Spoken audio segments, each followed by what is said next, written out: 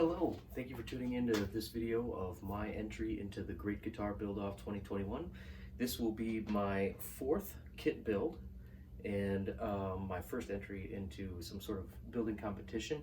I mostly did it because I wanted to hold myself to a deadline because I've been working on this guitar for a little while. There's some things that I wanted to do, didn't quite work, so I've had to start over and over several times.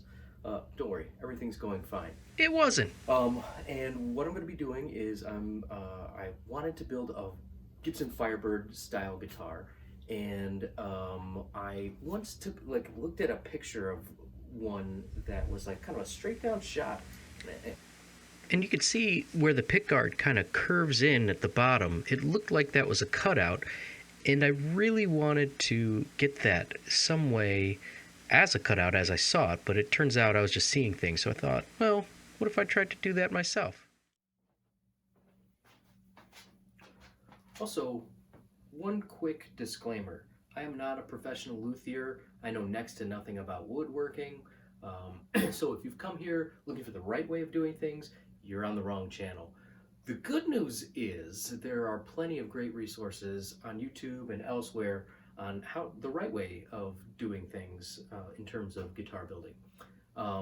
But if you came to this channel looking for what happens when you do things the wrong way, well, then maybe this is the right place for you. So anyway, without further ado, we'll get on with the rest of this build video. Enjoy. Oh, got some things coming up, I think, in the future. Once I finish this build, I'm going to move on to, I have a couple of old church pews that I've reclaimed some of the wood. See here, and what I'm planning on doing is building an SG style guitar with that. I'm probably gonna just build the body out of that and buy a neck to fit on it, and we'll see how that goes. But that's something that's coming up, and hopefully you'll check that out when it's available. Anyway, enjoy.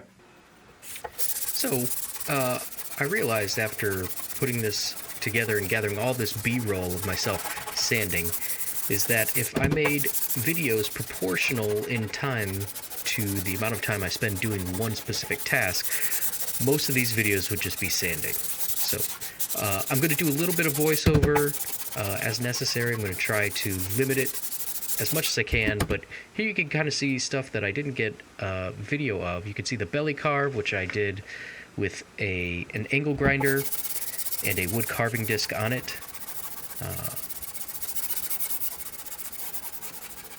And I think at this point I'm just using 120 grit sandpaper to get the wood filler, that's that white material off that I was bringing it close to the camera to see.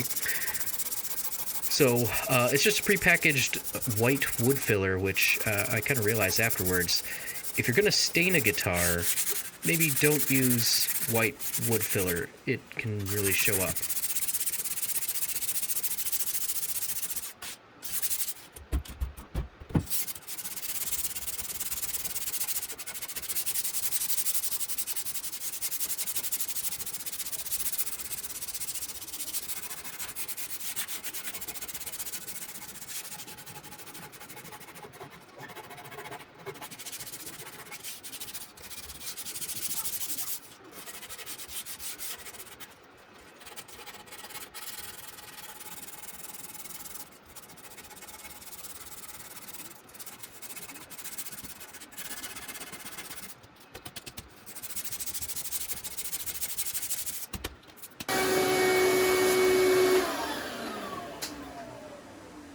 Alright, so there you can kind of see where some of the wood filler, the grain filler, has really come out. And here's a little quick freeze frame of that carve that I was talking about.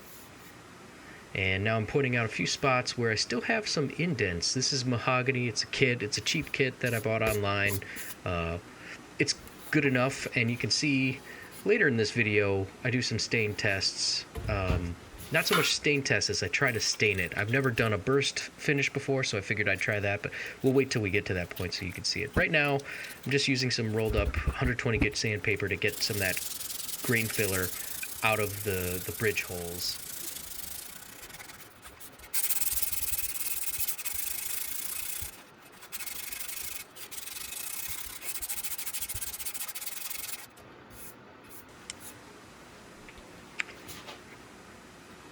So here you can kind of see the difference between what that grain filler looks like and the grain itself.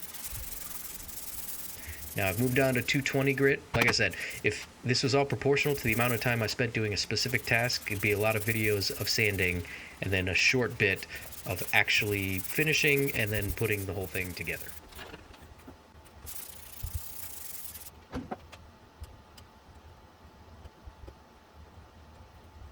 Here I am using a screwdriver to kind of pull some of that grain filler out of the potentiometer and jack holes.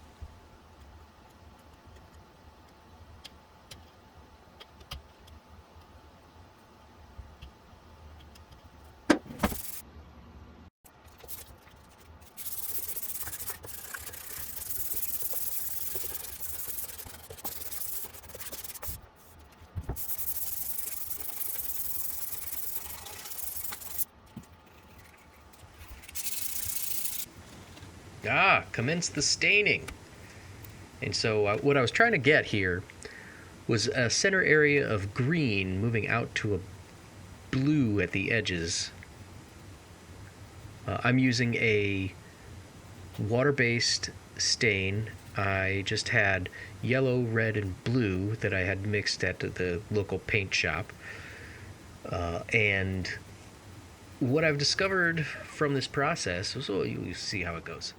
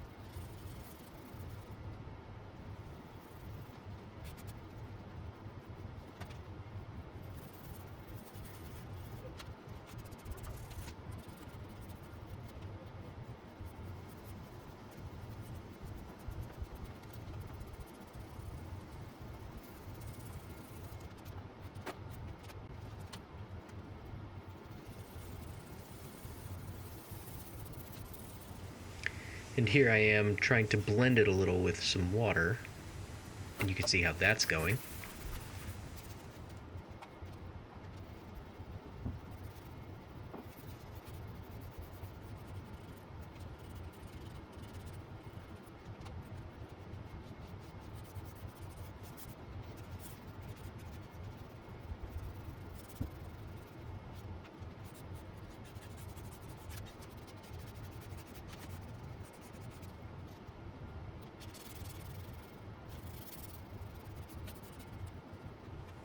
So, as I mentioned at the top of the video, I am not a professional luthier. I don't know much about finishing processes in general. I've read a couple of books, watched a lot of videos, and I don't know what made me think I would be able to do this with this wood or this water-based stain that I had, but it doesn't go as I thought.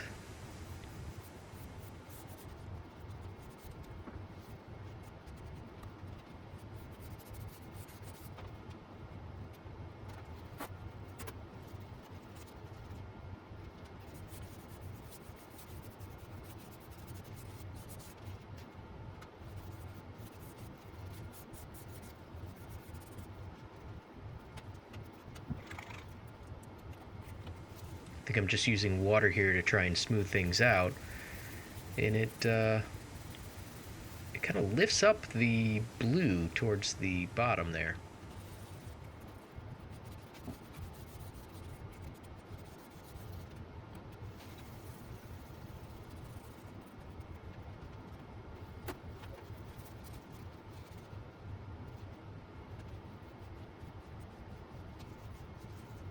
And now I figured it'd be a good time to go back with that green, which matches that nice mat I have the guitar on, and try and get that to blend a little more, and it's obviously not working for me.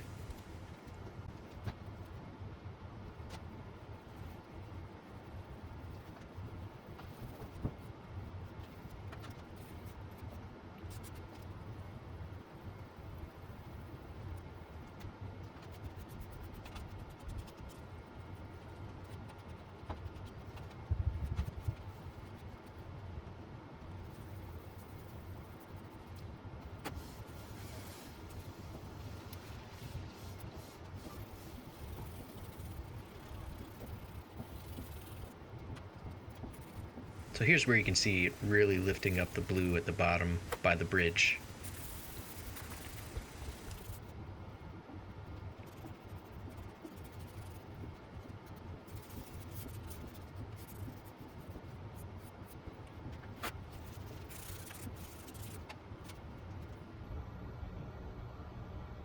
Obviously I hated it, so I sanded it all back, or as much as I could. There it is. So then I figured I'd try another method and start with the yellow and layer the blue on top of that to get the green that I'm looking for and a easier blend.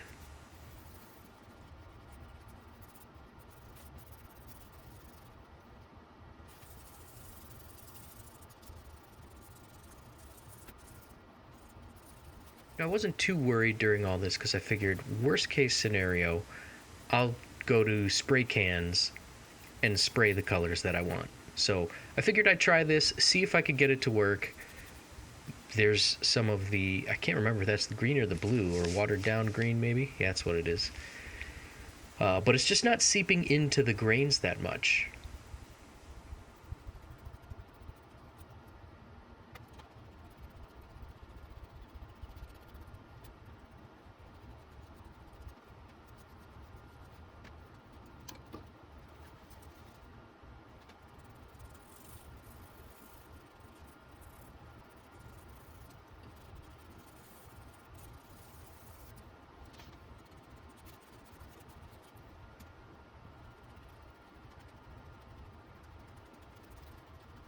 And here I go with the blue to see if I can get that to fade in to the yellow and have some of it be green.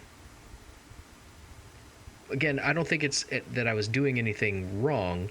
I think I was not using the right product, which is probably a theme for, or going to be a theme for this whole series.